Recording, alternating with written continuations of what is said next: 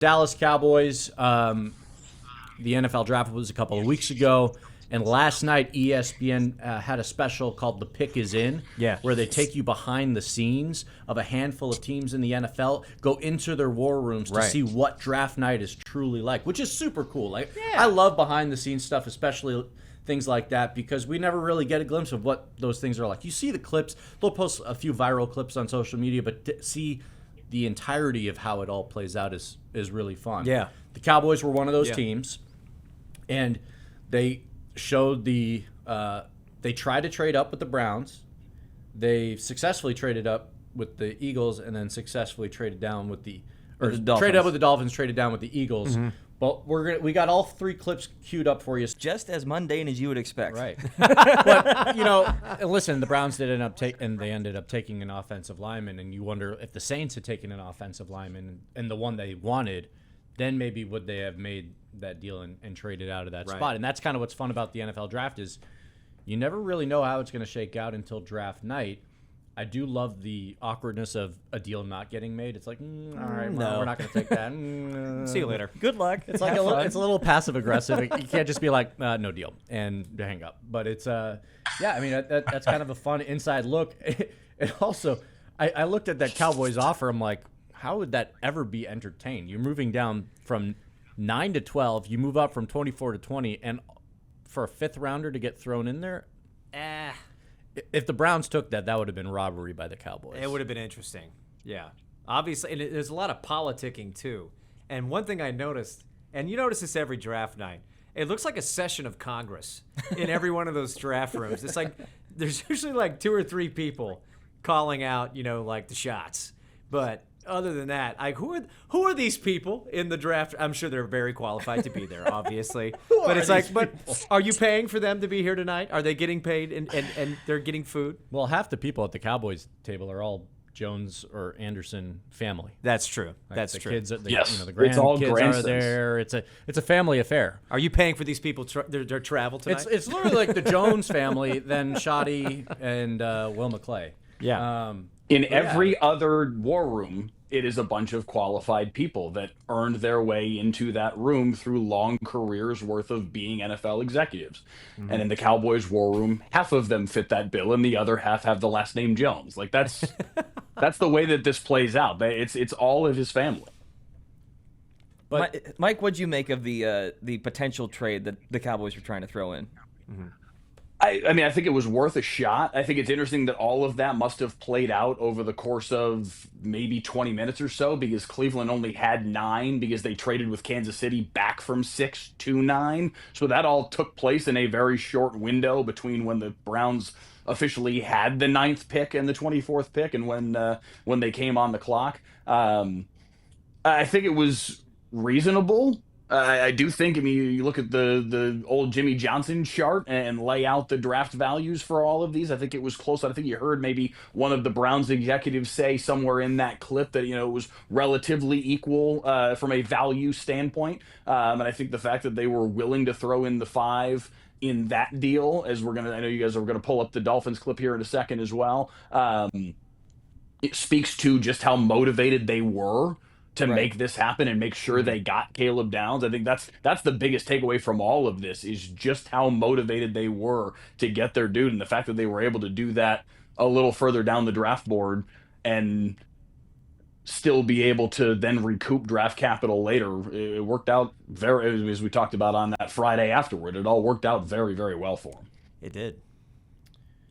Praising Cowboys ownership, a Now lot after this draft. That's fun. Yeah, I know. We don't really get to do that every year, so we got to really what a show. Praising Mavs, new ownership, and the Dallas and Cowboys. The Cowboys. Look at us. It's almost like it feels like a leap year. We are reborn. All right. The Cowboys were successful trading up though with the Miami Dolphins moving up one spot. Yeah, it's interesting how they had like barely any time to just like get that all done and then get back to the command center and say, hey, we want to do this pick with Caleb Down. I mean, what would have happened if they'd run out of time?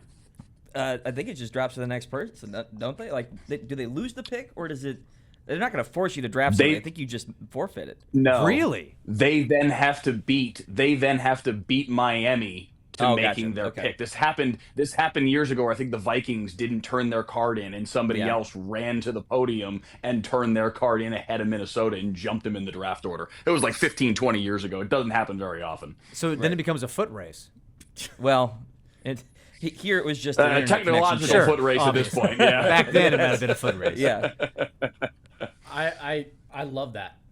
I love that they made the call and Miami was like, nah, that's not enough. And then Jerry's just sitting there sweating. He wanted it too. 83 years old, sweating away like we need our guy. We want our guy. Yeah. And he told us that draft night, right after the draft, he was like, I didn't want somebody else to come up and get him. Yeah. All it takes is like a better offer and you can go to somebody else. Right. And he's like, all right, screw it. We're going to give him two fives. Yeah. And of course they get 2 picks back later in the draft. There is something to be said about seeing someone who's been in the game for a very long time get that excited still to this day. Just like being in that political atmosphere, everybody's kind of looking at each other. What are we going to do? What are we going to dish out? What are we going to deal? This is he's the gambler, right? This is what he loves. Riverboat gambling, He man. loves the wheeling and dealing. This is business in some ways. It's not just watching a football game play out where you don't really control what happens on the field. It's not a video game. You can't control the players when they play the game. But this is the part that they're responsible for. This is their job. Yeah. And so that is kind of the business side of things. We don't get to see like the contract negotiation side. Like I would love to see him and David Mulugeta on a phone call. That would be a whole lot of fun. Who's Mulugeta? I don't recognize that name. Yeah. Like that would be super fun. I would love to see the contract negotiations with agents. Like that is interesting as well. I don't know how close we are to getting there on ESPN behind the scenes, but it's the assets, it's the trade dynamics. There were no grandchildren apparently in the Eagles room there. I joke. I mean this seriously. Them being in there, like I'm pretty sure Shai Anderson Jr., who's one of Jerry's grandchildren, is he labeled as a scout? He was in the room there somewhere in the war room along with a couple other the grandkids. I mean, this is the next generation of Jones family. Yeah. And if they want to keep it in the family and they're already, in their late 20s, early 30s, these are conceivably the next front office members of the Cowboys in 15, 20 years. Yeah, they got to see how it's done, man. They got to see how the sausage is made. I mean, they're seeing it firsthand. The camera cuts to them, and you see two of the grandkids. They're rolling with it, dapping man. it and fired up They over love the it. Caleb Downs pick. Jerry Jones was just like... They were like the rest of the Cowboys nation. Yeah, Everybody was fired up about it. You're on the phone. The only draft room we should have seen was the Steelers draft room. All right, That's all I'm going to say. We do got to take a short break. We got to let Mike get to the airport. I will leave you with this. Can I just say one thing? Yeah, go ahead. Go for it. I was going to say the one thing that I take away from all of this, the existence of this show, all of these guys knew this was being shot. All of them were doing interviews in the aftermath of the draft for this show. It lends more credence to everything that they told us on Thursday night and Friday night and Saturday night. They know they can't lie to us anymore because we're going to see all of it laid bare 3 days later. So it actually adds value to what they said, especially relative to Malachi Lawrence, who earlier, like just before the clip that you guys just played, they were talking about how much they valued him and the fact that they would have taken him at 20. And that's what they told us on Thursday night. I think a lot of us went, yeah, I'm not so sure I buy that. Right. Yeah. Unless they're putting on for those cameras too, which I guess is not outside the realm of possibility, but I don't think they've got time to play that game. So I was going to say, if it was the Browns were having this discussion, different outcome. It's the Cowboys, though.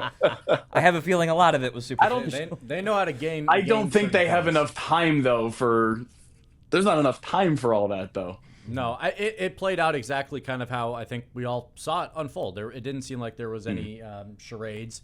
And, they obviously wanted to trade down lower to get Malachi Lawrence, and I think they probably wanted to trade lower than 20. What did they end up getting? 23, 24? 23, yeah. So, yeah, I mean, they probably wanted to go lower. But still, they ended up getting their guys.